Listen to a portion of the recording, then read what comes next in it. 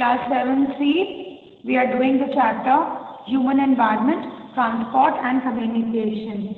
And we have reached the last section of the topic Water. Waterways section we have discussed about inland waterways where we can get ourselves transported in the country, across the country. And when we talk about the sea route and ocean route, we have to cross the continent to go to other countries and other continents. So for this, certain oceans and sea routes are followed all around the country, all around the world, I'm sorry. So please put today's date on the topic. Some important sea routes and major ports of them are as follows. Some important sea routes and the sea ports, the places where the ship anchor, places where the ships stop, are called the Kinara. So let us put today's date. It is 19th of January. And Joshita, please begin reading from the North Atlantic route and read it point wise. The North Atlantic route connects eastern North America with western Europe. It links up the industrially advanced nations of the world. So, from the point of view of international trade, this route is most important. Some important this route are New York, Boston, Halifax in USA, and London, Liverpool, Rotterdam, Oslo in Europe.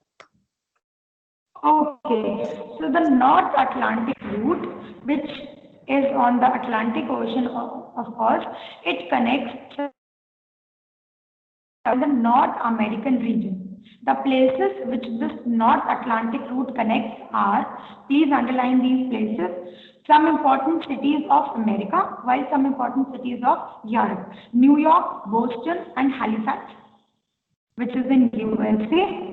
And you can also underline London, Liverpool, Lisbon, Rotterdam, and Oslo, which is in Europe. Let's talk about the second important sea route, which is the Indian Ocean Mediterranean Sea route via the Suez Canal. Now, this will connect the continent Asia, the Middle Eastern countries.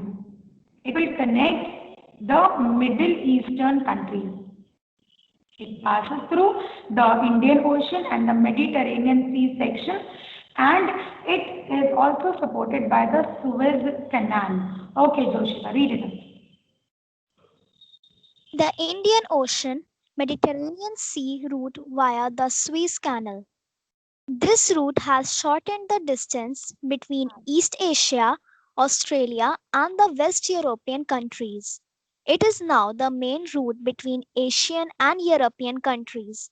Some important ports are Perth, Singapore, Mumbai, Karachi, Alexandria, Cairo, Marseilles, and Gibraltar. And Gibraltar.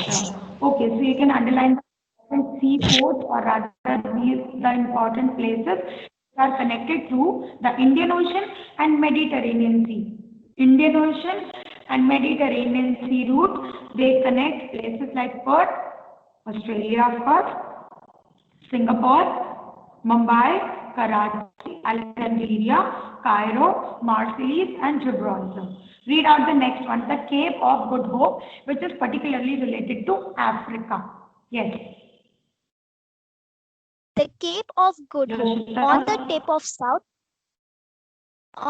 of South Africa was previously the main route between Asia and Europe. The opening of Suez Canal has importance. Important ports are Durban and Cape Town of South Africa. Okay, so Cape Town and Durban, such places of South Africa are connected by the Cape of Good Hope. However, when the Suez Canal was not developed, the Cape of Good Hope was in use. But after the making of Suez Canal, the Cape of Good Hope has lessened its importance because most of the people now use the Suez Canal route rather than using the Cape of Good Hope route. Next point. The South Atlantic route is between the North Atlantic route South Atlantic route? The South Atlantic route is Please. between Eastern America and Western Africa. Some important ports include Buenos Aires of Argentina and Rio de Janeiro of Brazil. Of Brazil. So they connect South America and Western Africa. Please underline, they connect South America and Western Africa. They connect places like Buenos Aires, which is in Argentina, and to Rio de Janeiro, which is in Brazil. Quickly read out the next one. The North and South Pacific routes, with ports like San Francisco and Los Angeles in USA, Valparaiso in Chile, and Seoul, Tokyo, Hong Kong in Asia, and Sydney and Brisbane in Australia. The Panama Canal, connecting the Atlantic and Pacific, has eased trade between Australia, East Asia, Western Europe, and both coasts of North America. Okay, so this North and South Pacific route is basically a route between countries of the East and countries of the West. For example, they connect San Francisco, Los Angeles, Valparaiso, Seoul, Tokyo, Hong Kong, Sydney, Brisbane. So it is across the globe. From east to west, it will connect the continents of America to the continent of Asia and Australia as well. It is the North and South Pacific route. It is through the Panama Canal. The Panama Canal is on the North and South Pacific route. So please underline the Panama Canal, which connects Australia, East Asia, Western Europe, and both the coasts of North America, the East Coast and the West Coast of North America. So this was all about the important sea routes, which include the North and South Atlantic, the Pacific route, Cape of Good Hope, and the Indian Ocean Mediterranean Sea route via the Suez Canal. So that's all about the waterways we have. Quickly read out, Joshita, quickly read out the airways section, and then we will discuss some exercises. Airways. Okay, ma'am. Airways have evolved as the fastest mode of transport since their beginning in the early 20th century. They have literally led to shrinking of the world. By reducing the time taken to reach from one part of the world to another, airways have linked the world socially and economically. They can fly over any natural barriers, like huge mountains or vast oceans. They were used to reach remote and inaccessible areas for transporting light and perishable goods like flowers, exotic fruits and vegetables, and dairy products. Airways are extensively used by the economically advanced countries. The huge So expenses. more or less, the next mode of transportation, that is the airways. Many of us must have experienced an air journey also, and we know how quick and how comfortable it is. So the basic advantage of having an airway journey is it can cross the mountains because it is flying over the mountains. We have studied the layers of atmosphere, and we know that the jet planes, they fly very high above troposphere. They fly in the stratosphere layer. So they are free from any natural barriers like clouds or mountains, etc.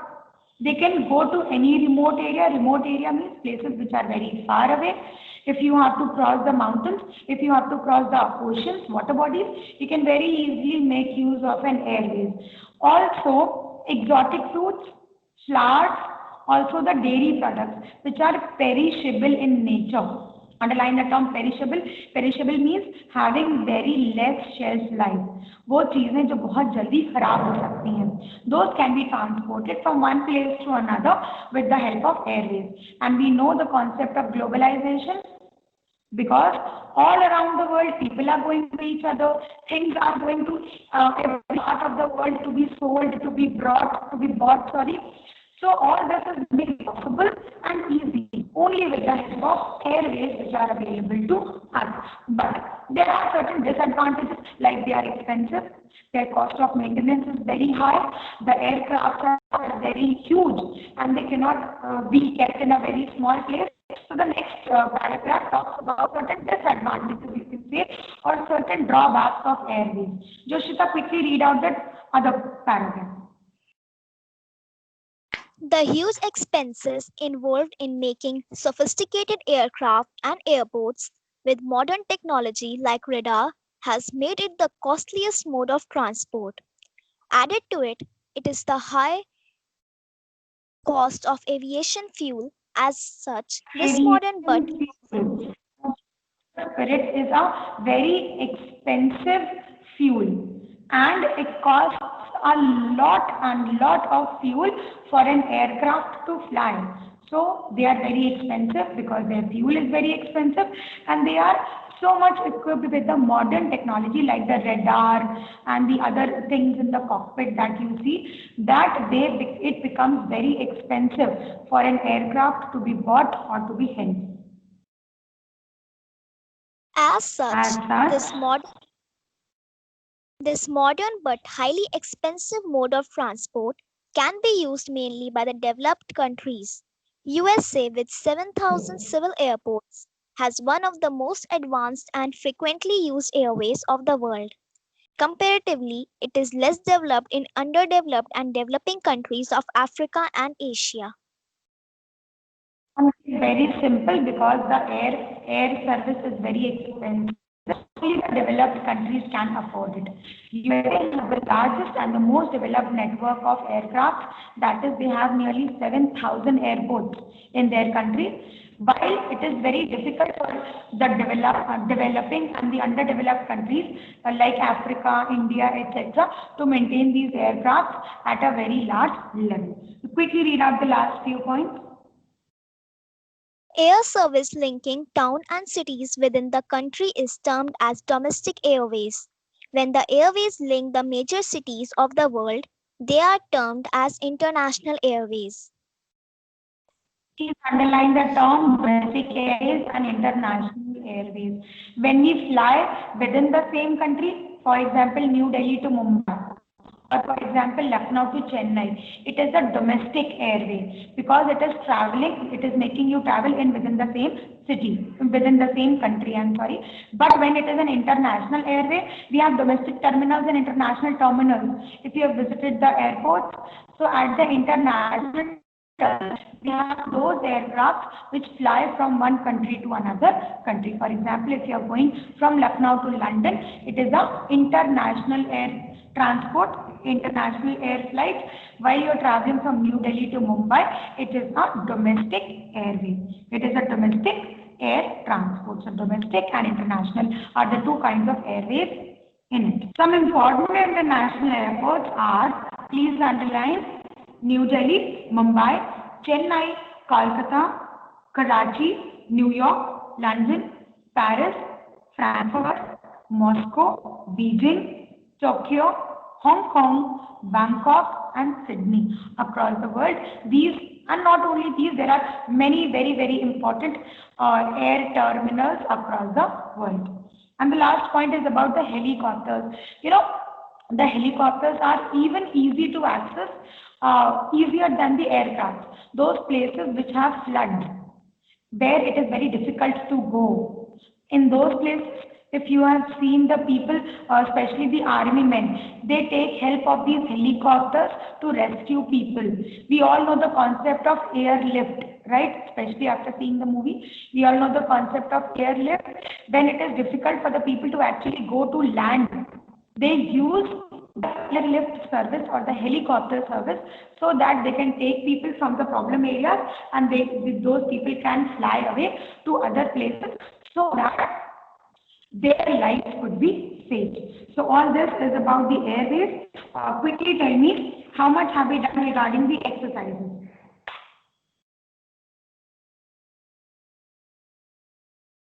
Please turn to page number 63 very quickly. Let me remind you, we have done exercise A. Yes, no, anything, say something. Yes, ma'am. Okay. Have we done exercise B, Nusra? Yes, ma'am.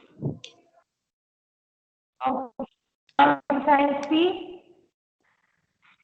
Yes, ma'am. Okay. D and E, have we marked? Yes, ma'am. Yes, ma'am. Okay. Is exercise F still left? Yes, ma'am. Exercise F for the long answers. Now, the time for today is over. Please join on the next geography talk. It is in this week only, and we will mark exercise F. Till then, your homework is to complete exercise D and E in the notebook and do read out the communication section. All right?